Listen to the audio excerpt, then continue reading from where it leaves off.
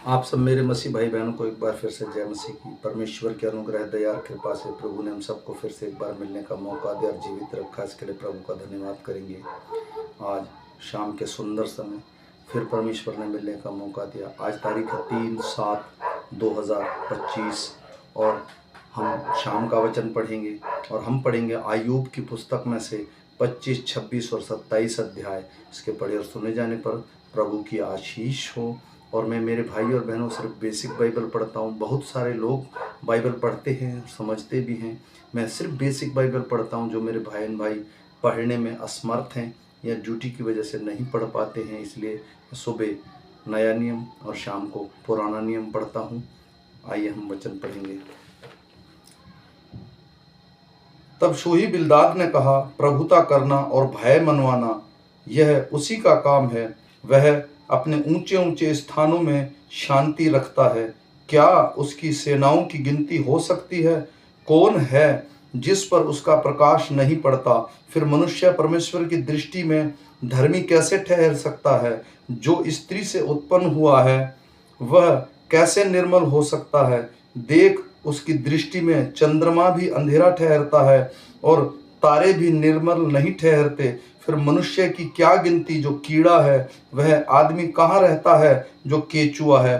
तब आयूब ने कहा, निर्मल जन कि तूने कितनी बड़ी सहायता की, और जिसकी बाह में सामर्थ नहीं उसको तूने कैसे संभाला है। निर्बुद्धि मनुष्य को तो तूने अच्छी सहमति दी और अपनी खरी बुद्धि कैसी भली भांति प्रकट की है। तूने उसके हित के लिए बातें कही और किसके मन की तेरे मुंह से निकली। बहुत दिन के मारे हुए लोग भी जलानिधीन और उसके निवासियों के तले तड़फते हैं। अर्धलोक उसके सामने उमड़ता रहता है और विनाश का स्थान ढक नहीं सकता।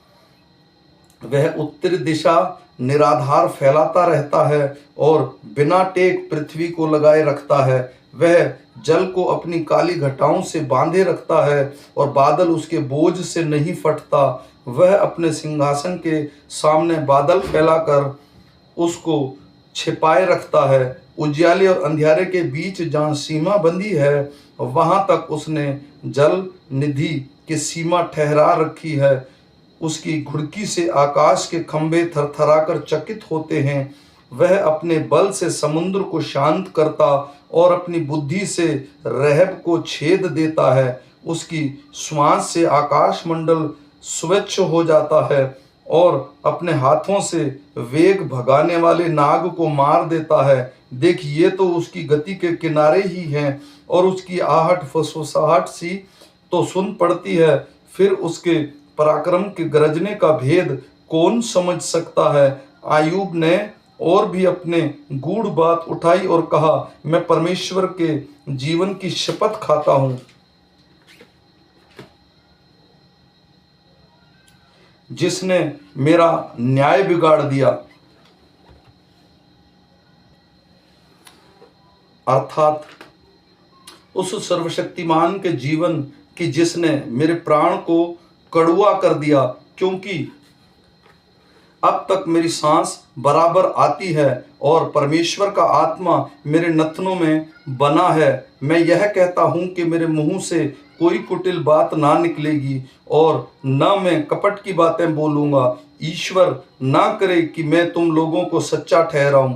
जब तक मेरा प्राण न छूटे तब तक मैं अपनी खराई से न हटूंगा। मैं अपना धर्म पकड़े हुए हूं और उसको हाथ से जाने ना दूंगा, क्योंकि मेरा मन जीवन के किसी दिन के लिए मुझे दोषी नहीं ठहराता। मेरे शत्रु दुष्टों के समान और जो मेरे विरुद्ध उठता है वह कुटिल के तुल्य ठहरे। जो परमेश्वर भक्तिहीन मनुष्य का प्राण ले ले, तब यदि उसने धन भी प्राप्त किया हो तो भी उसकी क्या आशा रहेगी? जब वह संकट में पड़े तब क्या परमेश्वर उसकी दुहाई सुनेगा? क्या वह सर्वशक्तिमान में सुख पा सकेगा और हर समय परमेश्वर को पुकार सकेगा? मैं तुम्हें परमेश्वर के काम के विषय शिक्षा दूंगा और सर्वशक्तिमान की बात मैं छिपाऊंगा। देखो, तुम लोग सब के सब उसे स्वयं देख चुके हो। फिर तुम व्यर्थ विचार क्यों पकड़े रहते हो?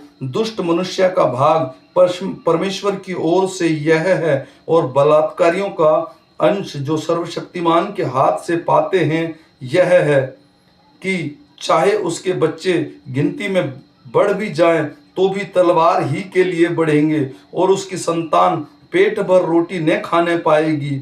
उसको जो लोग बच जाएं वे मरकर कब्र को पहुंचेंगे, और उसके यहाँ की विधवाएं ना रोएंगी। चाहे वह रुपया धूल के समान बटोर रखे और वस्त्र मिट्टी के किनकों के तुल्य अनगिनत तैयार कराए, और उन्हें तैयार भले ही कराए, परंतु धर्मी उन्हें पहन लेगा, और उसका रुपया निर्दोष लोग आपस में बांटेंगे।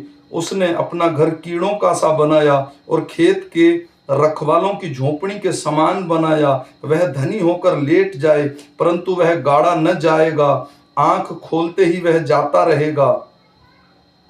भय की धाराएं उसे बहा ले जाएंगी, रात को बवंडर उसको उड़ा ले जाएगा, पुरवाई उसे ऐसा उड़ा ले जाएगी और वह जाता रहेगा, और उसको उसके स्थान में उड़ा ले जाएगी, क्योंकि परमेश्वर उस पर विपत्तियां बिना तरस खाए डाल देगा, और उसके हाथ से वह भाग जाना चाहेगा। लोग उस पर ताली बजाएंगे और उस पर ऐसे सुस्कारियां भरेंगे कि वह अपने स्थान पर न रह सकेगा। आमीन।